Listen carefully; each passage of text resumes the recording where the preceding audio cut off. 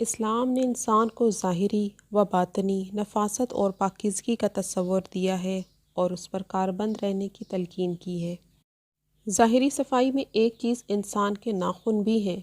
اسلام میں 40 دن کے اندر اندر ناخن تراشنے کا حکم ہے اور بلا عذر شرعی 40 دن سے زائد کرنا ناجائز و گناہ ہے۔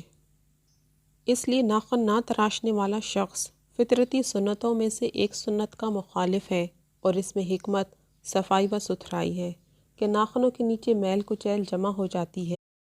حدیث شریف میں ہے جو جمعے کے دن ناخن تراشے اللہ تعالیٰ اس کو دوسرے جمعے تک بلاؤں سے محفوظ رکھے گا۔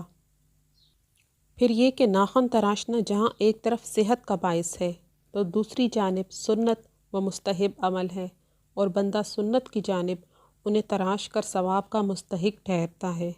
جمعے کے دن ناخن تراشنا مستحب ہے، ہاں اگر بڑھ گئے ہوں تو جمعے کا انتظار نہ کریں، کیونکہ ناخنوں کا بڑا ہونا تنگی رزق کا سبب ہے۔ اس کے علاوہ جب ہم ناخن لمبے رکھتے ہیں تو درندوں اور حیوانوں کے ساتھ بھی مشابہت ہوتی ہے، کیونکہ حیوانوں اور درندوں کے ناخن بھی بڑے بڑے ہوتے ہیں۔ اللہ تعالیٰ نے ہمیں انسان بنایا ہے، اس لیے حیوانات سے مشابہت کرنے سے اجتناب کرنا چاہیے۔ اسی طرح بعض لوگوں کی بری عادت یہ بھی ہوتی ہے کہ وہ اپنا ایک ناخن لمبا رکھتے ہیں۔ یہ سب فطرتی سنت کی واضح اور بین مخالفت ہے۔ اللہ تعالیٰ سے ہماری دعا ہے کہ وہ ہمیں سلامتی و عافیت نصیب فرمائے۔ اللہ تعالیٰ ہی صحیح اور سیدھی راہ کی طرف رہنمائی کرنے والا ہے۔